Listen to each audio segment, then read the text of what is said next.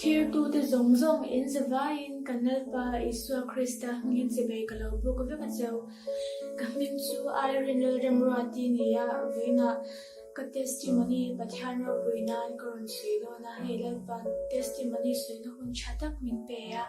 lal pa chunga kalo me me ma lal pa min chu fakin amro se ama san pathiang thiang lim lawai thaila sam za som pakwana chaw som ru pasari chunga som sari pani ti shima ko ma khan ka va bau china tu na ero chu thu ka zom ta nang chu cha a thil cha itibuka ithura tu chu mizir ti rang che chapau tu chang ka chu do tam phwa chapa ka thin lung zung zung hian ithulu na thu tu chu ka vong cha ang an thin lung chu ril bo tha ro na tha wa ke ero chu idan chunga ka lom chin ti shima ka lom ha ka ta cha ani rang ka chak le ta kor sang tam tak ai chuan ika dan chho chu ka ta cha zo ke ti hlang ni se kan za ta pa man mi som sang ro se amen o han sui chen han muk muk mai la e ka pian thar ma hianin ke ma shim shim hi piang thar lo hay thoveng ve lo hi kan chen ni chumo piang thar si lo khanin kan no ra kem ti ka shingai lo wa chan do choi lo chanin ka pian thar ma khanin enge thamon na hi ti po ka shingai lo ani thamon na hi enge ani ti ka shingai lo wa kanun hi arwa kem ti po ka shingai lo wa pathiana tui hal na tak tak kan yam ti po ke in shingai lo ani ti khanin kanun khan ka nu ve to pa hai khowela tlan kan ti hi chu e mi pat me chan na te zu le jok sabat lan te kha ni ta a ma se khat yang kha ti kher lo khanin kai ma ha enge ka soi ve em ma ne chu ka ru ru put mang te ka thil soi te enge ka thil ngai to chin te ka thil du zong te khat yang kha aswal em ema pathian hlata hlir khani ko ong chen ni ke po chu e Khovel akhan ti khan vat lan si lo khanin e khovel thi la khan hlim na ka zong china ni hlim na ka zonga khovel la tlei na ka zonga chiana te enge thil ti shang shang khovel thil ti shang shang a fashion na te thil ti shang shang khan hlim na ka zong ve china social media te po hlim na te ka zong ve china ni chu ka pian thar ma zong zong khanin masia khovel ni nge min pe kan ti chuan khovel hian mo hlim na pakhat ma min lo pelawa atopa nat na te bedon na te lungai na ba khovel han pe ngai lo ani khovela kanun rak no kha ka lo tuma khovela tleina le hlim na fam kim kha ka lo zonga ma se khovelin lungai na le nat na bak min lo pe lo ani chu e tikhanin hai e hetia testimony koron soi theila chan le in ma a pathian thu tia karon soi theila chan chu ka pian thar theila chan chu a pakhata chuanin e kanu wa ania kanu hianin hai the patu pin pathian lama min shwa china chu kanu hi ka chuang em ka ta na hlu em chu hai kan te achong hin kumsari te kan ni achang to in pathiana min shwana sthai em biakina te mi in khom puya jing chong cha in khoma te min shwaya chuanin e tiang chung in khomit lai tin min ne pui china kan te achong in tikhan aman asoi dam phe to me shel dam phe chuanin hey kan muthil hlan te engma nge kan shat lo lai te tui ta kan muthil lai tan kan chunga kun nat ten min chong chai sakala iswa kan lo nei thainan min ni sak char zela kanu hian min chong chai sakna sa thei em kanu chong chai na wangin lai heilan iswa kalo mu ve pha a kanu wangin tiang kalo pian thar thei pha a lai pa min chu fakin ro se chu i nu le pa te mron en tu a pu nu le pa te pi le pu te in om karinga karon cha du chu i kan fa te kan tu le kan fa te kan u nau te ngek o kan tu le kan fa te khovel thila kan tlan tira enge thiam na te fit na te kan du pu a chilut tu ma se lal iswa an ne masak lo chuanin mo khovela ha hlim na fam man an nei don chuang lo kepo kanun ro ke khovela no kha ka lo tum china ma se engma ka mu chuang lo atopa nat na te enge tling zo lo anga in she ante khatyang ruat kha ka mu china ni chu nu le pa te pi le pu te ka cha du cheu chu tu na khanin in tu le in fa te kha lal iswa ani lo khovel thli ri shanga enge hlimna in zon pu ya ni chuanin eng te ka ma in hungai lawang atopa anun kha an hlau me ka ni chu wangin lal iswa krista hi lal iswa krista a lo shwai ula lo chong cha sak ula skaini po kanu in kum sari mi te enge kum so mi lek kan ni la chang min chong cha sakal iso kan lo nei theinan a chan na chu a chong cha chan chu tu na ni kum a kan mu ve chawani kum so bathum kan ni in ka piang thara ni kum april ni kwa aphanin ka piang thara chu kanun kan te chang min chong cha saka ma se kan hu ngai mai lawa ni kuma chu chuan kum som pathum kani nuwa chu a chong cha chhan chu kan hu ni chu wangin nu le pa te lo be dong lo ula in fa te kha lo chong cha structure char ula jokes edik an ni emo eng po lo ni se lan isu ane thena lo dil char ula isu na thang mang chu de ha karam cha du chewa chuanin kan tu le kan fa te pathian ne na shwai the ni lo ila lalpan enge lalpa tan an hlu a lalpa a chau khani hlimna omani thang karan shi thang du bok cheu ni chuanin ti khani khovel che chi shanga tian hlimna te ka zong ve china ti khanin enge he cherol ke ma ni ang hun la ya chuanin ngai zo ma te hlimna kan zong na sa china ni chu he ke ma ni ang ruwa la phe chuanin kan buai na ber choi ngai zo nga te khovel chi shanga hani ta a kata ka hlim tai kan sokas thai em a ke po kan ni ve china ma se khovel hlim na engwa min pelo ka ti to kha ni kum april ni kwa a ka piang thara kum so pathum kan ni lai ka piang thara tharau thiang him nge tharau thiang him khoi har na ka changa lal iswa kanuna ka tonga ni chil iswa ne kan in tonga a ma som kha chong khovel a hlim na ka lo zonga tu ma min hmangai ve lo tu makana la no om lo ka hlu ve lo in ka in ti china ni chut na ka nei lo ka in ti china ma silal iswa kan tong cha chu lal iswa ha ka hlut ta alo om ve ka ni ti ka shi thara ni chumo lal iswa ka hlut na fam kim chu lo oma chu wangin tunan min thlir tu te po lal iswa han in hlut na chu oma ni in no pangi mo no pang lo po ni ula lal iswa na du chewa ni lal iswa na du lut tu chewa ni ti kha karan shi du chewa lal iswa ti khan ka tunga ka piang thar ma kha chuan ka lun hi arwa kem ti ka shang ai lawa ma se kan piang thar cha lal iswa kan nei cha chu kanun lo ruak zia ka hmu ni chu ka lo pia thar ma kanun lo ruak zia ka hmu a chan chu kha kanun ruak khowela hno kha ka lo tum ngai zong te fashion te le thil shang khovel thil chian ti a hno kha ka lo tum chin kha ka lo hno kha min hno khat zo se lawa to pa na ba min pa se lo kha kanun ruak nge kha lan I su na ron hno khat ve ka mangai na ka nge ka lo don lo chin te ka du anga mangai na ka lo don lo chin te ngai sak ka lo don lo chin te chu him na ka nei ngai lo thamwan na ka nei ngai lo khovel min pe thei lo chuan I su mi ron pe fe ka ni chu mo chu lan I su ka dun ruak a ron hno khat ne lu tu ka wang khanin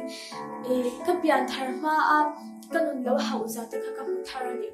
chu wangin ta min thlir tu po he inun kha khovel a hno khat I lo tu mani chuanin ino khat thei chu ang lawang lal iswa hi itan to lo ni chuan khovel a hian itan to ko zawi ang ma om ton chuang lo chu wang khovel a hianin khovel a hlim na izong ni chu I hmai lawang lal iswa chu hian hlim na chu ami thakar shi thar do bak chewa chu wangin Bible la nge tan kan mo ni ke ma po hi ka fel le ka fam ki me eno wang lal iswa rom bo tu re mi thang reng lo lal iswa ke eng wangi khovel a aron kal eng wangi cross aron ti a chan chu ke ni miswal te wang ani kha ke ni miswal te wangin lal iswa ka khovel a aron kala lal iswa khovel a aron kala mo lal ikan miswal kan ni wangin lal iswa kan swala min tlan turin khovela arong kala chu wangin ke po ka fam ke mawang lal iswa ya min mangai lo ka swal em wangin bo che chin kan ni wang zo ki lal iswa min lo mangai zo kan ni chu wangin nam po ilo swal china ni polal isu na manga ilu tukche te koron shil tu che ni bible lal isuan mathai zaga khani mi fel takte lam tura local ka nilawa mi swal te zok lam tura local ka ni asin tia chu wangin lal isu mi fel te lam tura local anilaw iswal wang zokin khroza khana ron thia aron tlan vek to che ni aron chandam to che ni chu wangin ke chu ka swal ke chu engma ka nilaw ke chu mi mol mai ka ni timi asung cha cha chol isu na manga ilu tuk che ni lal iswa pan tur han piang thar tur hanin mo lal iswa nei tur han I fel fam ke phota ngai lo I ong ang khan lo pan lal iswa cha lo siam thar mai don che ni chu wangin kan enge han en le le lokila bible khan lal iswa bulo om shin te khatu te nge kan ti chonin lal iswa chu hlue kil pui chin te khatu te nge kan ti chonin mi hausa te mi fam ki mi fel ger ni mi alo mo tu te nge lal iswa bulo om shin kan ti chonin no chi zwar te cha khon tu te ru te sanghaman tu te ni a chu wa lal iswa hian arong bol tur hianin mi fel fam ki mazong lo nang ma kha adu che lal iswa rong bol tur na du che ya ama ne leng du na ama ne in le chen nei pui tur che du che ni chu wangi lal iswa ina ikir chai mo lal iswa in hu ya chui ve vak don lo I om ang khana du che tu na khana iswa khalo pa nang se lal iswa na hlu lu tu ka ni chu wangin tu lai bible changa ka du em chu johana bung ruk changa som thu pasari na khani alal iswan tu pokat nia local chu ka no chuang top lawang atia chu wangin eng anga lo swal to po ni la mo eng anga lo che kholo to po ni la lal iswa hina ikir phot chuanin iswa havan no chuak don lo chang tak che em lal iswa ta havan hlu tak em lal iswa hian lo siam thar don chang le tuk che ni om ang khan lo pan ro iswa ka no chuak lawang che tia chu wang an no chuak ve don lo che he khovel machine te I chan te I machine pui te le tle ti shang I machine pui te chuanin an no chuak che che mai thai an ma ni chang enge an no chuak che ya in le che nei pui chan du lo che ya nang ma bula oman chak lewa an no chin che mai the bi to hu ilo ni to em lal ison to ve mai to lo che chu wangi lal ison to ve mai to lo che ison hen ekir chon lal ison no chak ve to lo che I machine pui chon mon da ka hlir an pe se mai the ma se ison chon en na ai mangai na a pe zo kam che nang ma mangai tu che ni a I pian tir ata tu theng khanin ison ahna kir tu re ala som reng cha chu nge chu som na onem chu mangai na onem chu mangai na ve kin lo chang le la chu wangin ke ma shim mi he amma ka pian thar ma chung song chu anin kana chang chu bin lal iswa he ka she chok china kana chang chu bin iswa he pan ka tum china ni mase lal iswa hian ka hlimin min lo hlim pui ve china kana din lal iswa lo na ve china ka hlim na a iswa hlim lo du ve chin ti ka she thara chu wangin in na chang chu bin lal iswa lo pan su atopa ina le thamal iswa poki du le china chu wangin tu na inu na khan lal iswa khala hotel che ero in le china nei pui che du iswa hianin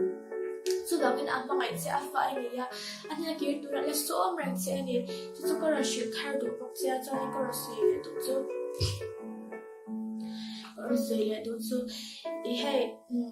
piang thar to hlu ini em I piang thara I lo tle to em piang thar to hlu I lo ni chan mo he ko ra shil du che example antenna ron pe ka du chu antenna ron pe ka du chu Peter iswa kha tui chunga ke na rong kala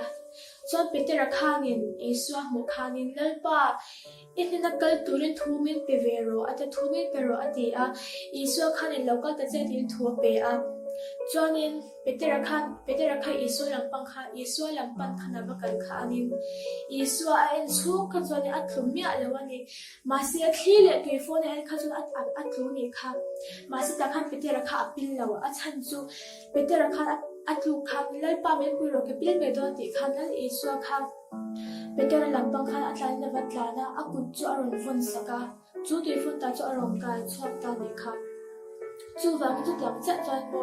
ring tu na kong ni zo na ate I pian thar na kong ate lal iswa nung ni zui na ate eng kong po lo zo ma la lal iswa I en chung chuan I tlungai lawang lal iswa I bel tlat chuan mo I tlungai lawang ma se thli le tui phone mi de an su ni chite I tlin lo na inge I tlin lo na te I bo bo chat to te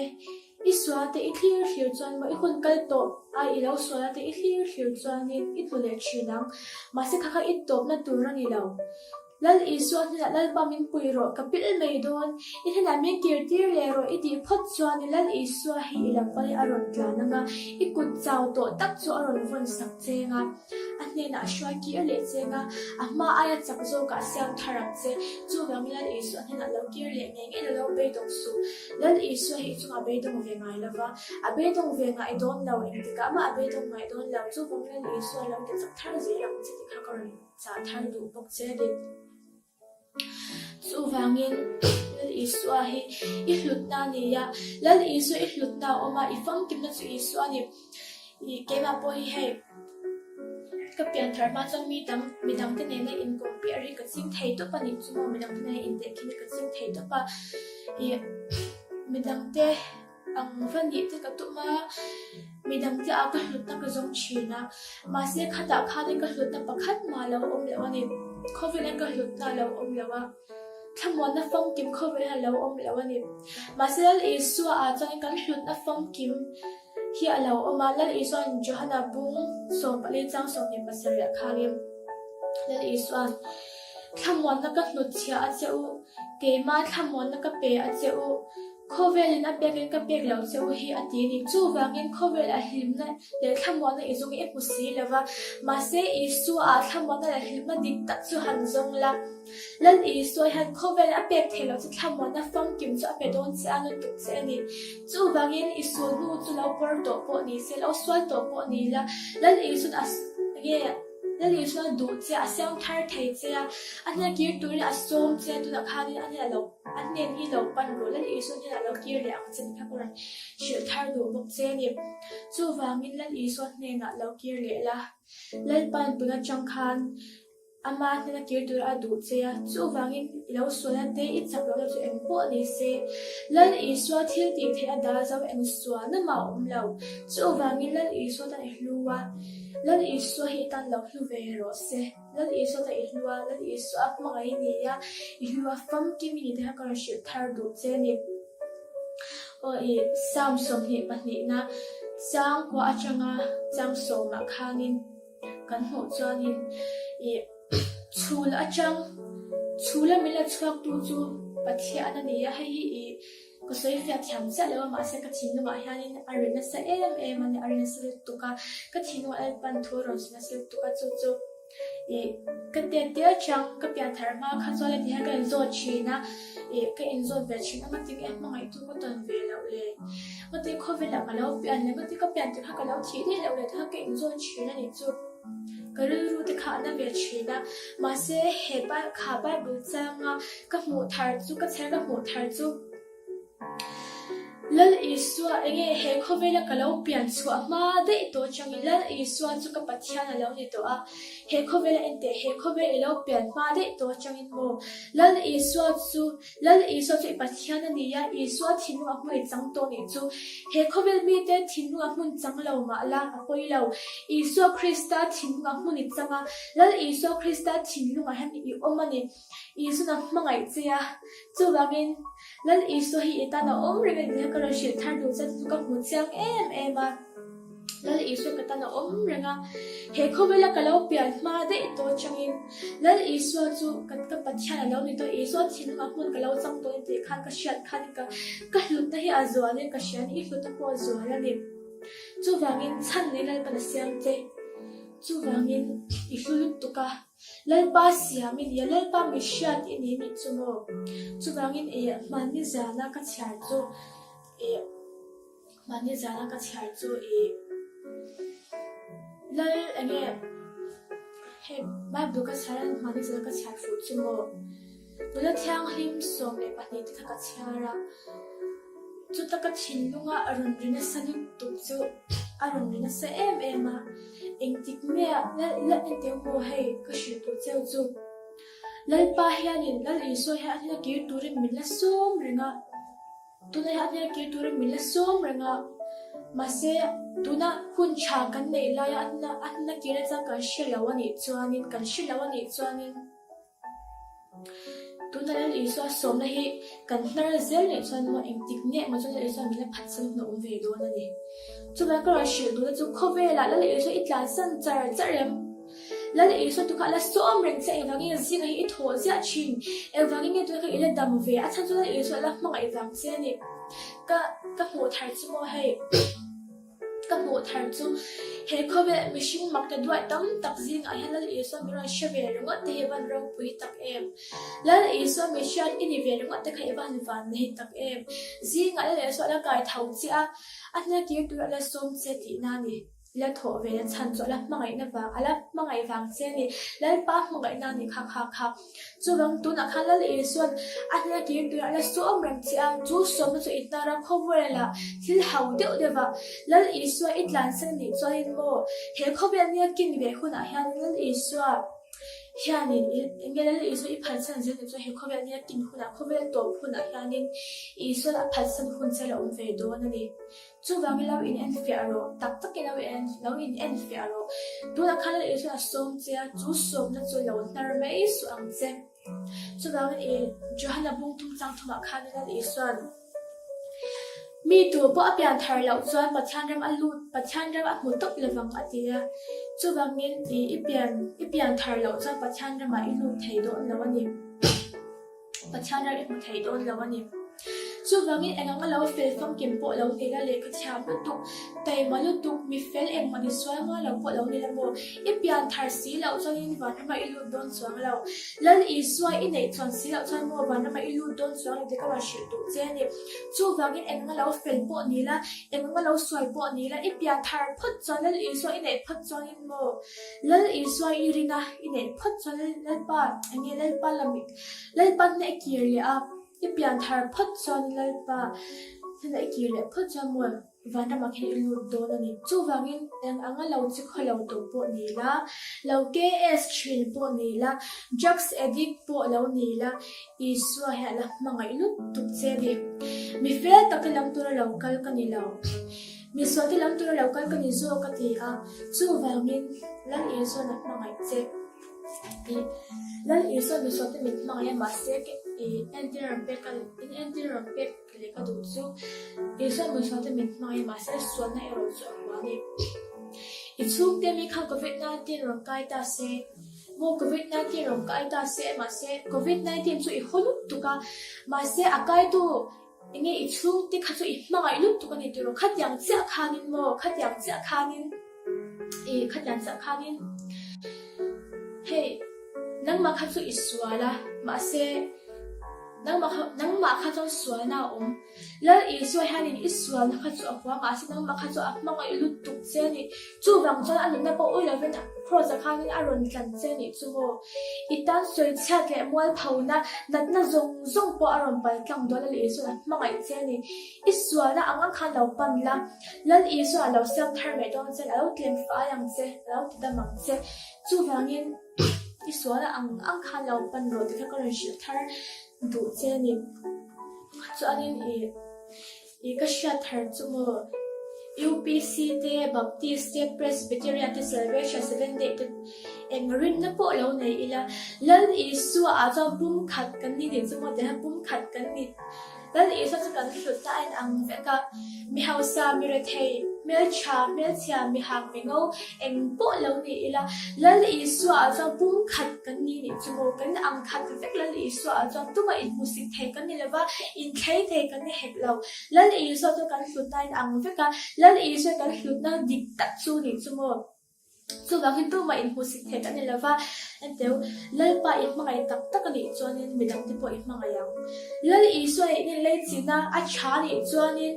midang te nan in lei china chedo po lal pa siam thar zelang in lal pa in lei china a chat phut chuanin midang te in lei china po a tha ang chu wangin lal pa I mangai thei lo ni chuanin mo lal pa mangai khadil me ro lấy ba lâu cho lắm chứ lấy ba nát mà ngày sẽ thì các con share thar đủ cái mỗi lần cho nên thì anh chỉ là bắt khách con làm việc lại đủ chú anh chỉ là bắt khách con làm việc lại đủ chú nghe ba lâu này ta cái mà bơi ba cái lâu này ta này anh tiền nan phật ba cái lâu này ta các phật ba khác thiên cung nghe là thật đón ta sẽ em mà lâu in liang đón ta sẽ lâu thứ xóa đón ta sẽ các bụi đã khai mình điên ta sẽ các ba không phải tất cả mình chẳng bụi rồi thì cũng hay các cái hạt đón như không phải tất cả ba cái thêm ấy đón không phải mình chẳng bụi rồi ắt cho nên mà bây giờ ngồi lúc đấy Israel em ấy nằm chú các chẳng bụi lâu mấy anh chứ chút tiếng khách tiếng chú lâu nung tổ jokes đấy lâu đấy lâu KS đó đọc đấy suy lâu lâu in master bait tổ bốc phố là theo lâu tắc lâu en rút te lâu ruột te này lâu en to na ít thì đôi na mi các cái đôi lâu từ tiếng xuân in ba mình bùi ruột thì xuân cả vấp bùi vắt tăng en mà bốc cái ngày tuổi thầy là vâng mà chẳng bùi tuổi ngọn chú cái ngày tuổi cả vấp chẳng bùi yang chút tiếng chắc xuân một lấy phát này kia lấy ba mình ngại đâm rồi không ai tất nhiên lấy ba hết số là ta hết mình là chọc rồi tiểu xuân lấy ba hết lấy mỗi lúc thế lấy ba là chẳng bùi này tiểu xuân một lấy ba hết mỗi lúc thế Isul ho chút tăng chút lâu nha, lâu xoay to đôi tê lâu xoay to thì đôi lâu rèn rèn, cái s to thì đôi lâu rèn rèn. Em bà han mo chân bùi đôi sang lên tục chứ, chú vàng như chân bùi đôi sang lên tục chứ, mà ngày thì các con share thay đổi nó cái chứ, tôi đã tục nan. Không về là hiện tại dùng để cho nên mo cái thế rồi bùi tê dùng ngày dùng tê hiện ngày dùng để cho in mo ngày là vàng. Chân chú khai in ruột khai không về là nó khát thấy lâu, tổ bảy nó chuyện này lâu mi, không về là liếm nát bên lâu cho này lâu mi, sẽ chẳng được giống mặc hay gì chú vàng là lý do han lâu, là lý do lâu bận rồi, là lý do lâu việc làm thay rồi, không về là liếm nát bên ngày đó lâu chứ,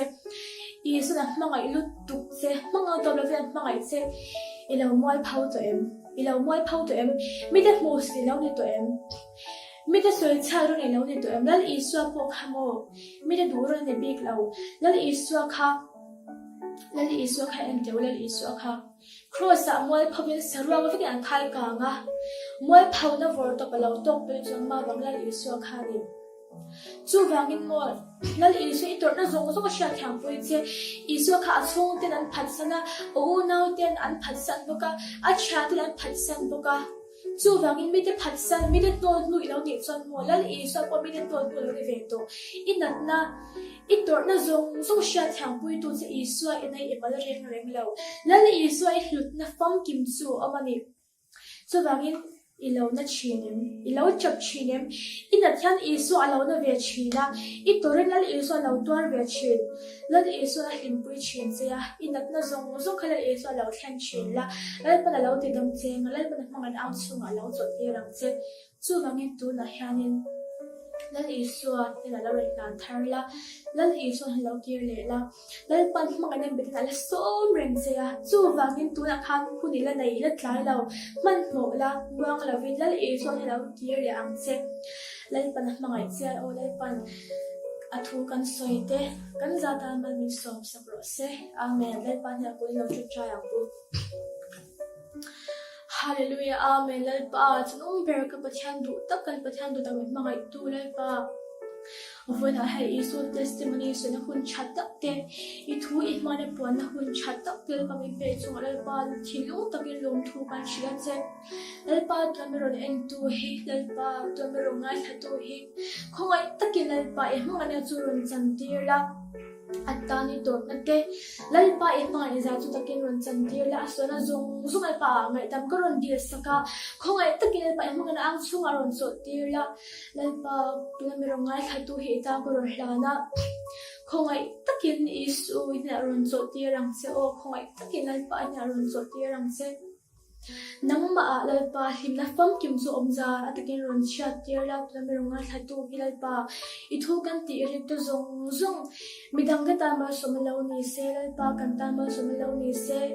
lal pa mga na suron puang chuak la he video ka tlang hian lal pa mga na ang chunga min so tir la lal pa isu kan so na ang min pom do van kan lo ma lal pa khongai takin tuan min ngai kha tu hi ta ko ro hlana aswa la ngai dam la lalpa khoi takile mai zia chu takiron mu tilron chan ti rak che lalpa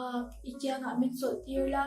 kan hmalam hun te ta ko ro hlana min nei min opui ze lang che chu zong zong che pai so krista hnen ko ro ti le amen lalpa ma som vek che ro se